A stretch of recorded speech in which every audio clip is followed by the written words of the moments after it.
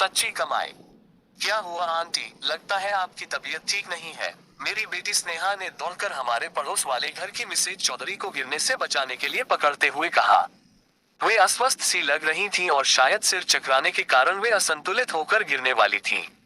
Mrs Chaudhary कुछ बोलती इससे पहले ही बेटी ने कहा, आंटी आपको तो तेज बुखार है। चौधरी अंकल कहाँ हैं? चलिए हम आपको अस्पताल ले जाकर डॉक्टर को दिखाते हैं। मिसेज चौधरी कुछ बोल ना सकी। उन्होंने अपने घर की ओर इशारा किया। इतने में ही चौधरी जी स्नेहा की आवाज सुनते ही अपने घर से तेजी से दौड़ते हुए आए। उन्होंने घबराई हुई मुद्रा में पूछा, क्या हुआ?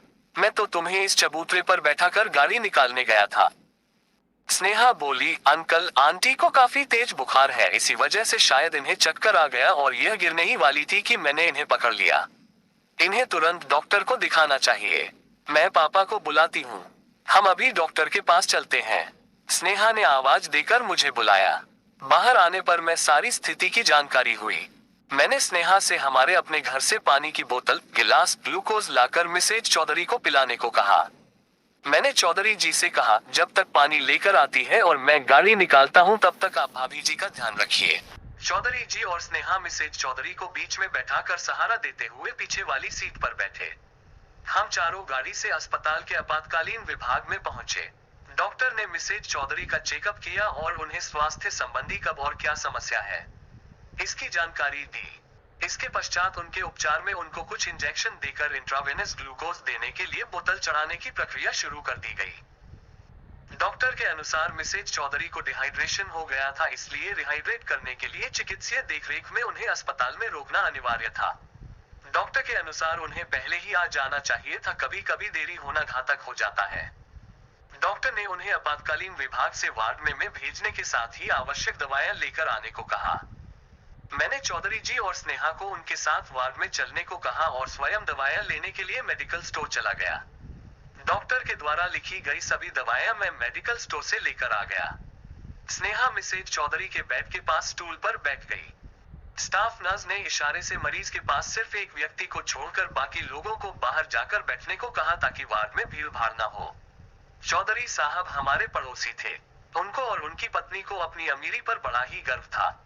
हमारे साथ वाले परिवारों से वे बातचीत करने में अपना अपमान समझते थे। बातचीत और व्यवहार से प्रायः वे लोग यही प्रदर्शित करते थे कि उनके पास सब कुछ है और उन्हें कभी भी किसी की मदद की आवश्यकता ही नहीं पड़ेगी। वे पैसा फेंको तमाशा देखो वाले सिद्धांत को मानने वाले व्यक्ति थे। मिसेज चौधरी भी गली में अपनी चर्चा के दौरान कहती थी कि इस गली में हमारे पतिदेव की सैलरी के बराबर किसी की भी सैलरी नहीं है। गांव में भी हमारे पास जितनी प्रॉपर्टी है उतनी प्रॉपर्टी हमारी इस गली में तो क्या पूरे मोहल्ले में भी किसी के पास नहीं होगी। उनके अनुसार उनके स्टैंडर्ड के हिसाब से यह गली है ही नहीं है। वे बताती, हम तो बड़ी वाली गाड़ी लेने को हैं, लेकिन यहाँ गलियां इतनी पतली है कि गाड़ी इन गलियों में कैसे निकलेगी, इसलिए वे ही नहीं रहे हैं। वे तो जब बोलना शुरू करती तो ऐसा लगता था कि उन्हें केवल बोलना ही है। बोलते समय ज्यादा सोच विचार में भी अपना वक्त बर्बाद नहीं करती थी। अपनी अमीरी का यशगान करने में शायद उन्हें बड़े ही आत्मिक सुख की अनुभूति होती थी। एक बार वे अपने शाही खर्च का बखान करते हुए बता रही थी कि हमारा बेटा एक महीने में 3000 रुपए से ज्यादा के तो कोल्ड ड्रिंक ही पी जाता है। तब स्नेहा ने उनसे कहा था, आंटी 10 रुपया प्रति बोतल के हिसाब से 3000 की 300 बोतलें हुई। एक महीने में 30 दिन होते हैं। इस हिसाब से एक दिन में 10 बोतलें उसके हिस्से में आती हैं। अब आपका बेटा एक दिन में ये 10 बोतलें कैसे पीता है? 24 घंटे में कितने घंटे सोता है, कितने घंटे जागता है? 10 बोतल रोज खत्म करने के लिए उसने अपना क्या रूटीन तय किया हुआ है? अगर वह इतना कोल्ड ड्रिंक पी लेता है तो यह उसके स्वास्थ्य के लिए भी यह बहुत ही नुकसानदायक है। योग गुरु स्वामी रामदेव जी तो कहते हैं कि ठंडा मतलब टॉयलेट क्लीनर। मिसेज चौधरी ने झूठ पकड़े पर भी झेपना तो सीखा ही नहीं था। ऐसे मौकों पर भी मुस्कुराते हुए अपने घर के अंदर घुस जाती थी। वैसे वे तो आसपास लोगों से बात करना भी अपनी प्रतिष्ठा के खिलाफ समझती थी। सामान्यतया किसी से बात भी तभी करती जब उन्हें शेखी बघानी होती थी। आसपास के लोग उनकी इस आदत से भली भांति परिचित थे, तभी तो जब वह अपनी हाँक रही होती थी तब उनकी बात को कोई गंभीरता से नहीं सुनता था। मिस्टर चौधरी उनसे भी 4 कदम बढ़ाकर थे। वे शायद ही कभी किसी से बात करते थे। किसी के सुख दुख उन्हें कुछ लेना देना नहीं था। अपने घर से बाहर निकलते समय या बाहर से आते हुए घर में प्रवेश करते समय वह किसी की तरफ आंख उठाकर भी देखना नहीं पसंद करते थे। किसी से मेलजोल का तो कोई सवाल ही नहीं। चौधरी दंपत्ति का शायद यही विचार था कि उनके पास बहुत सारा पैसा है। आज के समय पैसे की मदद से कुछ भी किया जा सकता है। अगर आपके पास पैसा है उससे आप दुनिया की कोई भी सेवा प्राप्त कर सकते हैं। सीधा सा सिद्धांत है कि पैसा फेंको तमाशा देखो। शायद इसीलिए वे किसी से कोई संबंध नहीं रखना चाहते थे। उनका ऐसा मानना था कि लोग अमीरों से संबंध अपने लाभ के लिए ही बनाते हैं। हर किसी को अपने संबंध अपने समान स्तर वाले लोगों से ही चाहिए।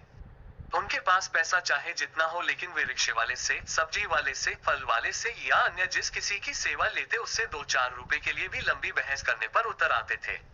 और इस बहस में वह अपनी अमीरी को बड़ा चढ़ाकर वर्णन करके पूरे मोहल्ले को जानकारी करवा देते थे। बहस करते करते वे गाली गलौज और झगड़े पर उतर आते थे और इस क्रम में एक नहीं बल्कि अनेक बार उनकी पिटाई भी हो चुकी थी। मोहल्ले का कोई भी आदमी उनके झगड़े के बीच कोई समझौते की बात या उनका पक्ष लेने की जहमत नहीं उठाता था, क्योंकि उनके व्यवहार से भी लोग भली भांति परिचित हो चुके थे। अपने बच्चों के साथ भी उनके संबंध मधुर नहीं थे।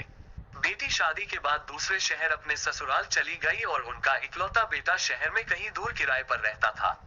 बच्चे केवल त्योहार आदि पर आ जाते थे। शायद उन्हें अकेले रहने में ही ज्यादा शांति और संतुष्टि का अनुभव होता था। पहले जब बच्चे साथ रहते थे तो बच्चों को डांटने फटकारने की उनकी आवाज अक्सर सुनाई देती रहती थी। बच्चों के जाने के बाद उनके घर पर काम करने के लिए जो बाई आती थी, उसके काम में मीन मेख निकालना उनकी आदत थी। अक्सर वे उसे डांटने के बहाने ही तो अपनी अमीरी का यशगान करके संतुष्टि का अनुभव करते थे, क्योंकि लोगों से उनकी बातचीत न के बराबर होती थी और आसपास के लोगों को उन्हें अपनी यशगाथा गाने का सामान्यतः अवसर ही प्राप्त नहीं होता था। इमरजेंसी के बाहर मेरे साथ बैठे हुए चौधरी साहब आज बेहद गंभीर और गमगीन लग रहे थे। शायद उनको आत्मग्लानि का अनुभव हो रहा था। उनके चेहरे की भावना से स्पष्ट था कि वे बेहद परेशान हैं। उनके कंधे पर मैंने ज्यों ही हाथ रखा तो वे फफक कर रो पड़े। मैंने उन्हें धैर्य बंधाते हुए कहा, चौधरी साहब आप बिल्कुल चिंता न करें। हम सब तन मन धन सहित आपके साथ हैं। आपको किसी भी प्रकार की चिंता करने की आवश्यकता नहीं है। भाभी जी जल्दी ही ठीक हो जाएंगी, जैसा कि डॉक्टर भी कह रहे थे कि हम लोग उन्हें सही वक्त पर ले आए। देर हो जाना घातक हो सकता था। इतना सुनते ही तो वह फूट फूट कर रोते हुए कहने लगे, हम दोनों का व्यवहार आप लोगों के साथ मधुर नहीं रहा, लेकिन फिर भी आपने हमारी उन गलतियों की तरफ ध्यान न देकर हमारी मदद की है। इस समय आप लोग देवताओं की तरह हमारे रूखे व्यवहार को ध्यान में दिए बिना हमारी सहायता में लग गए। हम आपके आजीवन शुक्रगुजार रहेंगे। मैंने सांत्वना देते हुए उनसे कहा, आप नाहक ही अपराध बोध लिए बैठे हैं। हम लोग तो ऐसा कभी नहीं सोचते। आजकल सभी का समय बहुत ही कीमती है। हर आदमी अपने काम में व्यस्त है। आखिर हम एक दूसरे के पड़ोसी हैं। हमारा आपका सबसे निकट का संबंध है। हमारे पड़ोसी एक दूसरे के सुख दुख में जितनी जल्दी भागीदारी निभा सकते हैं, इतना जल्दी कोई दूसरा नहीं निभा सकता। हमारा या आपका कोई निकट संबंधी जब जानेगा तभी तो आ पाएगा, और जानने के बाद भी उसे हमारे पास कितना समय लगेगा यह भी परिस्थितियों पर ही निर्भर करता है। आज हमारी समझ में आ चुका है कि आदमी का काम आदमी से ही होता है। अगर इस समय आप लोगों ने मदद न की होती तो मैं अकेले इसे कैसे लाता, और अगर देर हो जाती तो न जाने क्या हो जाता। इंसान की जान अमूल्य होती है, इसकी पैसे से तुलना नहीं की जा सकती है। मानवीय मूल्यों की कभी भी पैसे से तुलना नहीं की जा सकती। चौधरी जी के मन से पश्चाताप की ज्वाला शांत नहीं हो रही थी। मैंने उन्हें इस विषय से पूरी तरह निश्चिंत और शांतिपूर्वक धैर्य धारण कर पूरा ध्यान भाभी जी के स्वास्थ्य की ओर लगाने के लिए कहा। जब मैंने उनसे यह जानने की कोशिश की कि इतनी गंभीर समस्या अचानक तो नहीं आ सकती, तबीयत कई दिनों से खराब रही होगी, तब उन्होंने बताया कि पिछले 1 हफ्ते से इसने काम वाली बाई को डांट कर भगा दिया। तबीयत खराब होने के बावजूद यह काम करती रही। मेरे पास भी इसे डॉक्टर को दिखाने का समय नहीं था। आजकल बेटे से बातचीत बंद है, इसलिए उससे भी खबर नहीं की गई।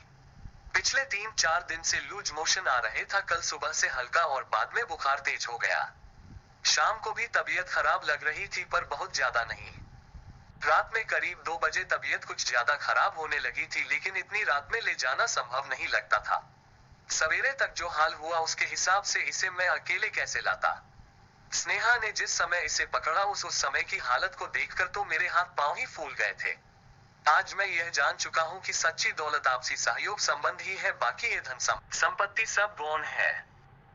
मैंने उन्हें अपराध बोध से पूर्णतया मुक्त कराने के उद्देश्य से कहा, आप इन सब चीजों को भूल जाओ, बीती ताही बिसारी के आगे की सुधी लेहू, क्योंकि वे क्षण जो दुख दे उन्हें भूल जाना ही श्रेयस्कर है। देखिए, वार्ड ब्याह शायद हमें बुला रहा है। चौधरी साहब मेरे साथ साथ वार्ड बॉय की ओर बढ़ चले। आपको हमारी कहानी पसंद आई हो तो वीडियो को लाइक करें, चैनल को सब्सक्राइब करें ताकि आपको हमारी स्टोरी वीडियो सबसे पहले देखने को मिले। धन्यवाद।